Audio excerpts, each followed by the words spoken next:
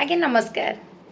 जय जगन्नाथ। मु पुणी आसिली आपण मानक डिस्टर्ब करने लगी सेमती किसी ना जमती कि काली मुझे सहित कथा ही नी मत लगुला हाँ किसी जिनस छाड़देली कि अधूरा रहीगला। काली मु बहुत व्यस्त रही जाइली महाप्रभु अलारनाथ दर्शन में बाहरी पड़ी तो सही आमर तो सबू सुरुखुरे हो गला।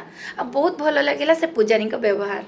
तो मु आज भाविली से व्यवहार आ चरित्र को लेकिन किसी दुईपद कथा कहवा लगे। मनीषर व्यवहार सतरे लोकों मन छुई जाए जमीती कि निजर लोक ठारो बेसी मूल्यवान यही सोशल मीडिया लोक मैंने। कारण बहुत लोक अच्छा मु सोशल मीडिया रे देखी निजर जिते भी दुख थाउ जिते भी मन कथा थाउ से निजर अति आपणार लोक पाखे सेयार न कर पारे ना कि सोशल मीडिया रे निश्चय सेयार करती। से मैंने भावती इतने सारा लोकों आगे आम सब सेयार कले आमको केमती लगे।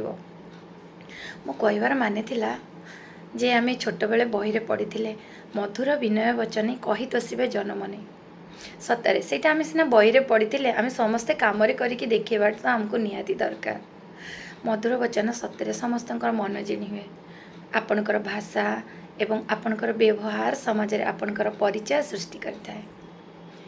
क्षमा करने शिखंतु। अन्य को क्षमा करदेले मन हल्का हो जाए।